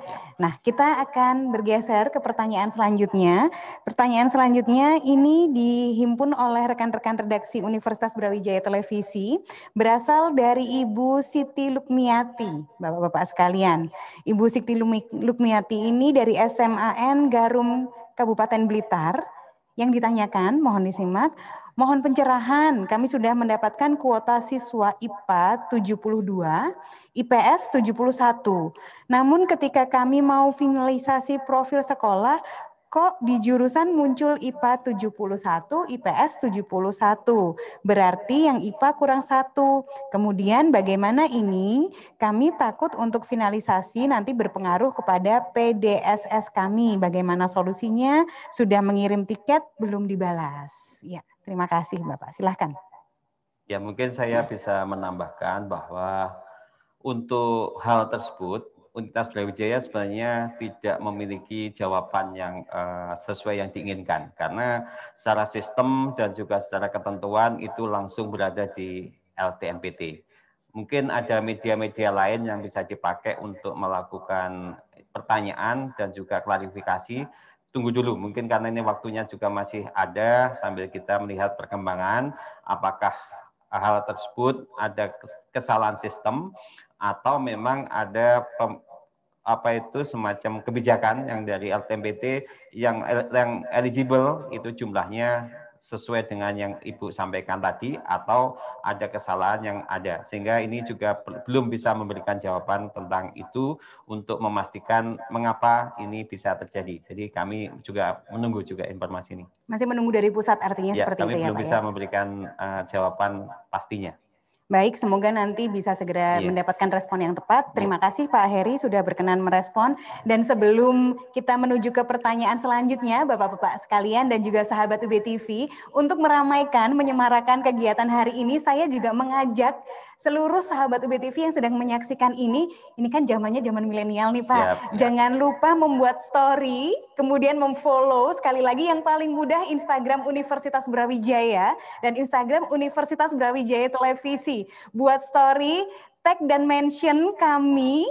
Kemudian nanti untuk story-story yang dianggap oleh Mimin atau admin paling menarik, nantinya akan kami repost Pak. Jadi supaya lebih semarak dan bersemangat menuju ke seleksi SBMPTN 2021. Begitu, silahkan kami tunggu untuk meramaikan. Selanjutnya kita menuju ke pertanyaan yang kedua, Pak Heri dan Pak Koto, berasal dari Kevin, SMAN 15 Surabaya. Bapak-bapak yang terhormat, mohon penjelasannya mengenai sistem UKT pada Fakultas Kedokteran Universitas Brawijaya. Dan apakah ada keringanan atau beasiswa bagi mahasiswa FK? Terima kasih. Pertanyaannya seperti itu, Bapak. Silakan. Ya, untuk beasiswa, jadi pertama-tama kalau ada baru mau mendaftar S6PTN, nah, itu ada bisa, kalau dari keluarga kurang mampu, sekali lagi kami arahkan untuk daftar beasiswa KIP kuliah. Tapi ketika nanti sudah diterima di Universitas Brawijaya, tadi yang ditanyakan prodi kedokteran ya, nanti akan tersedia banyak, kurang lebih ada 50 macam beasiswa yang bisa adik-adik ikutin. Yang terpenting adik-adik nanti tetap mempertahankan bahkan meningkatkan nilainya sehingga nilai adik paling tidak di atas 3 IPK-nya. Dan nanti ada ketentuan-ketentuan menurut kriteria beasiswa masing-masing. Ada beasiswa dari Pemda, dari perusahaan, dari bank, ya bahkan ada juga beasiswa disediakan oleh Kemdikbud. Ya, saya kira itu. Ya, mungkin saya tambahkan masalah UKT, di mana UKT di Universitas Brawijaya itu kan ada 6 kategori. Kategori terendah adalah 500.000, kemudian 1 juta, kemudian ada grade yang agak naik lagi. Nanti secara penuh ada di selma.ub.ac.id, bisa diakses. Tarif di tahun 2020 menjadi referensi untuk UKT di tahun 2021. Memang untuk golongan kurang mampu dengan UKT 500 atau 1 juta itu memungkinkan untuk bisa mendapatkan, asalkan memang data atau dokumen pendukungnya memenuhi sesuai dengan standar yang kita tetapkan. Baik. Terima kasih. Terima kasih Pak Koto. Pak Heri, ini semakin meyakinkan untuk seluruh calon peserta bahwa Universitas Brawijaya sedemikian memfasilitasi dengan baik untuk generasi muda yang berprestasi ya Pak ya. Dan juga membutuhkan dukungan dari Universitas Brawijaya. Jadi jangan ragu-ragu, pastikan Anda menjadi bagian dari keluarga besar Universitas Brawijaya. Pertanyaannya sangat banyak ini Pak, masih ada lagi pertanyaan berikutnya. Semoga tidak kelelahan ya Pak. Tidak masalah ya Pak. Kita latihan. Baik. Siswa semangat. Siswa semangat, kita juga harus semangat. Baik, pertanyaan selanjutnya ini dari Ibu Fitri Kusrini dari SMA Negeri 8 Malang. Pertanyaannya ini beliaunya menyaksikan dari YouTube channel Pak. Halo Ibu Fitri, terima kasih sudah bergabung. Apakah ada jalur khusus prestasi untuk bisa masuk di Universitas Brawijaya? Jika ada, apa syarat dan bagaimana caranya? Silahkan Pak. Ya, jadi untuk jalur khusus ini memang kami belum membuka secara spesifik ya. Jadi di SN, di SBMPTN untuk jalur khusus ini belum ada. Cuman untuk yang mendapatkan prestasi spesial bisa saja menyampaikan. Cuman kita belum bisa memastikan jalur yang dipakai mana. Karena secara umum memang kita tidak ada spesifik. Ini jalur khusus atau jalur prestasi. Kalau vokasi memang ada, vokasi jalur prestasi itu akan dibuka sebelum penerimaan jalur mandiri. Itu memang mensyaratkan prestasi SMA-nya apa, nilainya bagus, dan juga hal-hal lain ada. Tapi kalau untuk S1 tidak ada spesifik seperti itu. Baik, terima kasih Pak Heri. Pak Koto, cukup atau ada yang ingin tambahkan? Baik, karena pertanyaannya banyak sekali Pak. Ya, jadi kita lanjutkan, semoga semuanya bisa terrespon. Selanjutnya, halo, ada Mbak Yohana atau Ibu Yohana dari SMK Unsur Pasuruan, Bapak-Bapak sekalian. Pertanyaannya tahun lalu, siswa kami diterima di elektro, tetapi gagal karena ada masalah dengan KIP, sehingga siswa terlambat daftar ulang. Saat konfirmasi dengan pihak Universitas Brawijaya, disampaikan bahwa KIP dikirim via email, tapi siswa tidak menerima email tersebut, dan dinyatakan terlambat daftar ulang. Apakah seharusnya siswa yang dinyatakan lulus langsung daftar tanpa menunggu KIP? Silakan Bapak. Ya, jadi untuk penerimaan maba itu memang menjadi concern kami karena waktu daftar ulangnya memang sangat terbatas sehingga komunikasi Bapak Ibu yang berhubungan dengan keterlambatan, kemudian persyaratan yang belum dipenuhi, mohon dikomunikasikan kepada kami. Jangan sampai menunggu tapi tanpa komunikasi ke kami sehingga kami tidak tahu. Dikira kalau sudah menunggu itu kami menunggu juga, tidak. Kami tetap berjalan waktunya. Kalau sudah batas waktu yang ada, tidak bisa melakukan daftar ulang, otomatis dianggap mengundurkan diri. Dan juga bisa pesan kepada adik-adik semua yang lain, untuk pemilihan program studi yang berhubungan dengan persyaratan-persyaratan khusus juga sudah harus dipastikan sebelum mendaftar. Seperti contoh KIP-nya bagaimana, sudah fix atau belum. Dan memang pengumuman KIP ini tidak bersamaan pasti dengan penerimaan maba. Di mana penerimaan maba sudah ada, Anda menjadi calon, belum menjadi penetapan. Itu sudah merupakan poin tersendiri. Tetapi nantinya juga bisa menambah kalau Anda ingin tanya pada saat ke kampus atau melalui email atau melalui telepon ke Universitas Brawijaya. Baik, cukup lengkap sekali. Terima kasih Pak Heri. Berikutnya dari Maria Ulfa SMA Darul Ulum Agung Malang. Pertanyaannya, 2 dari siswa kami yang mutasi NISN tidak bisa masuk data Dapodik. Padahal admin Dapodik sudah setahun ini sudah menarik data siswa, tapi sampai sekarang belum berhasil juga. Otomatis data tidak bisa masuk di LTMPTN. Bagaimana agar dia bisa ikut seleksi masuk PTN? Silahkan Bapak. Ya, Sebenarnya kalau sudah teknis di LTMPT, universitas tidak memiliki akses atau informasi secara lengkap karena kami juga tidak bisa tahu dan juga tidak memiliki langsung akses khusus untuk mempertanyakan itu. Cobalah nanti kami juga akan komunikasikan mungkin dari teman humas, dari Pak Koto, bisa tanya masalah-masalah yang sama seperti apa sambil kita komunikasikan. Kami di UB tidak bisa memastikan jawaban itu. Baik. Ada yang ingin tambahkan? Silakan. Halo. Baik. Halo yang bisa di ya. Lihat di ltmpt.ac.id. Jadi di sana kalau ada kesulitan apa saja bisa menggunakan Halo LTMPT. Silakan adik-adik harus selalu membuka dan mengupdate ltmpt.ub.ac.id karena di sana semua itu tersedia fasilitasnya. Ya, saya kira itu. Baik, terima kasih Pak Koto. Semuanya lengkap ada di situ dan semoga menjadi jawaban yang menjadi solusi terhadap permasalahan yang dihadapi. Berikutnya ada Ibu Rosa Irawati dari SMAK Kolase Santo Yusuf Malang. Bapak Heri, mohon pencerahan mengenai penjelasan bila siswa ingin sekolah kedinasan, maka disarankan ikut UTBK bukan di SNMPTN. Apakah benar demikian Bapak? Terima kasih. Ya, sesuai dengan pemahaman yang ada, ini memang kemarin sempat multitafsir, di mana sekolah kedinasan saat ini menggunakan nilai UTBK. Sehingga bagi siswa yang sudah mendaftar SNMPTN dan diterima, dia tidak bisa mendaftar lagi di sekolah kedinasan. Tapi sekolah kedinasan mana saja ini yang kita belum dapat informasi detailnya. Jadi saran saya, kalau memang secara individu memastikan hanya ikut di kedinasan, tidak ikut di SNMPTN, korbankan saja kesempatan ini untuk teman-teman yang lainnya, sehingga Anda bisa mengikuti UTBK. Karena kalau sudah diterima di SNMPTN, peluang yang Anda miliki untuk ikut UTBK sudah tidak bisa, dan untuk mendapatkan kedinasan juga sudah tidak bisa, karena kedinasan menggunakan nilai UTBK. Ini seperti itu, Bu. Terima kasih Pak Heri. Berikutnya ada dari Ibu Ristianti Anggraini Maharani. Apakah siswa kami dari jurusan keagamaan bisa mendaftar di Fakultas Hukum dan Bahasa Inggris? Silahkan Pak.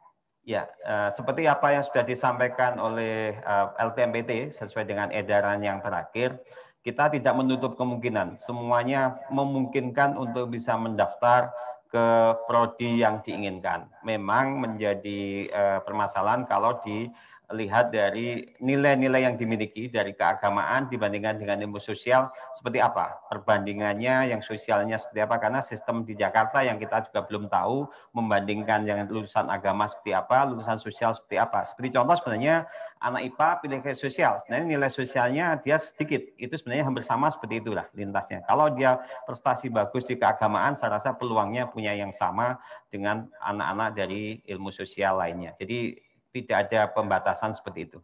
Baik, terima kasih. Ini selanjutnya menarik Pak. Pertanyaannya langsung dari para calon mahasiswa yang mengikuti kegiatan ini langsung dari YouTube channel Universitas Brawijaya dan UB TV. Halo untuk rekan-rekan sahabat UB TV, calon mahasiswa baru. Ini kedua narasumber yang ada di sebelah saya ini juga semangatnya tetap semangat 17 tahun ya Pak ya. Iya. Jadi kita akan langsung merespon pertanyaan dari teman-teman atau sahabat UB TV semuanya. Yang pertama Arifa Permata Jati. Halo Arifa. Kak izin bertanya, dipanggil Kak loh Pak, biar awet muda. Ada Kak Heri dan Kak Koto di sebelah saya. Pertanyaannya adalah, izin bertanya, faktor track record alumni ngaruh banget nggak ya? Beda ya Pak bahasanya ya. Silakan Bapak. Ya baik, Mbak siapa tadi? Arifa Permata Jati. Mbak Arifa. Ya. Jadi tadi sudah saya sampaikan juga bahwa track record alumni ada pengaruh, tapi poinnya kecil. Jadi poin ini mempengaruhi kalau kita melihat bahwa IPK kakak kelas Anda yang sudah mengikuti kuliah di UB ternyata kok jatuh, tidak sesuai yang diharapkan karena masuknya berdasarkan prestasi, tapi IPK-nya kok jelek. Ini juga sebenarnya bukan merupakan vonis bagi dia itu sebenarnya nggak mampu tidak, tapi bisa juga passion-nya atau pada saat di tengah jalan ada kendala di bidang perkuliahan. Tapi sebenarnya ini poinnya kecil, tidak merupakan penghalang utama bagi adik-adik yang memang ingin masuk di prodi yang sama. Karena kami juga tidak mempublish secara umum IPK dari SMA sini berapa-berapa, tidak. Kami secara sistem aja melihat bahwa peluang ini tetap terbuka kepada siapapun untuk mendaftar di Universitas Brawijaya. Baik, jadi Universitas Brawijaya sangat objektif ya Pak ya, terhadap proses penerimaannya. Berikutnya ini dari Arfan. Halo Arfan, calon maba 2021. Kalau tadi Kak, sekarang pertanyaannya min Pak. Bukan berarti yang satunya plus, satunya minus Pak. Min ini maksudnya adalah admin. Ya, Kak Mimin, ada rumor apakah benar UB hanya mau menerima di pilihan pertama? Silahkan Bapak. Ya betul, kami sudah sampaikan di depan tadi. Sebenarnya bukan bukan keputusan pasti pilihan pertama, enggak. Karena peminat pilihan satu saja di Universitas Brawijaya sangat banyak. Sehingga untuk memenuhi kuota yang memang tidak banyak itu cukup dari pilihan satu, tidak lagi melihat pilihan dua. Ini menjadi salah satu pertimbangannya. Dan kami harapkan kalau pilihan 1, 2 itu di satu PTN itu lebih baik daripada pilihan 1 dengan pilihan 2 di beda PTN dengan grade yang berbeda juga. Sehingga kami sebenarnya tidak memastikan pilihan 1 dulu yang menjadi prioritas, tetapi karena kuota jumlahnya yang kita miliki tidak banyak dan peminat satunya sudah sangat melebihi, otomatis rasionya sudah kita ambil dari pilihan 1 sudah memenuhi. Jadi itu sebenarnya permasalahannya. Jadi pilihan kedua menjadi tidak diseleksi sebelumnya kalau memang pilihan satunya sudah cukup. Oke, jadi fokusnya memang betul di pilihan pertama ya Pak ya untuk Universitas Brawijaya. Prioritasnya pilihan 1. Silakan. Kalau mau pilih pilihan kedua bisa di PSDK UB Kediri yang di sana ada 5 prodi yang sudah tersedia juga. Jadi itu mungkin kepeminatannya masih lumayan, jadi bisa memilih di PSDKU UB Kediri. Waduh, ini banyak sekali tips and triknya ya Pak ya. Jadi peluangnya untuk bergabung menjadi Sivitas Akademika Universitas Brawijaya. Yang pertama, usahakan untuk Universitas Brawijaya menjadi pilihan utama. Yang kedua, bisa bergabung juga di Universitas Brawijaya Kediri karena di sana peluangnya juga sangat besar untuk bergabung menjadi bagian dari Universitas Brawijaya. Ada lagi Pak kira-kira yang ingin disampaikan? Cukup, saya rasa memang itu aja menjadi pertimbangannya. Baik, selanjutnya ada pertanyaan dari, kali ini kembali ke Bapak lagi Pak. Jadi beda pertanyaannya. Halo Bapak Ivan Hilmawan dari SMKN 3 Batu Pak. Beliau menanyakan apakah hanya prodi-prodi tertentu di Universitas Brawijaya yang menerima siswa SMK dan apakah ilmu komunikasi menerima siswa SMK. Saya alumninya Pak. Silakan Bapak. Ya, baik, terima kasih Pak Ivan. Kami memang ada beberapa pembatasan khususnya di prodi-prodi yang memang dari SMK, di mana untuk FISIP itu tidak menerima dari SMK dan juga di Fakultas Kedokteran itu di bidang kedokteran umum, kemudian kebidanan, keperawatan, hanya farmasi yang bisa menerima dari SMK Farmasi. Jadi mohon maaf kami tidak semuanya memiliki kesempatan kepada anak-anak SMK yang memilih ke prodi-prodi tertentu, sehingga tidak semuanya dibuka karena memang ada kebijakan fakultas yang meminta untuk hanya prodi ini bisa menerima dari SMA, MA maupun dari paket C aja juga ada keterbatasan, sehingga yang dipilih SMA, IPA, IPS atau dari MA. Mungkin seperti itu jawabannya. Baik, terima kasih banyak Pak Heri sudah berkenan merespon. Dan pertanyaan tersebut adalah pertanyaan terakhir Bapak dari seluruh partisipan yang telah bergabung pada hari ini.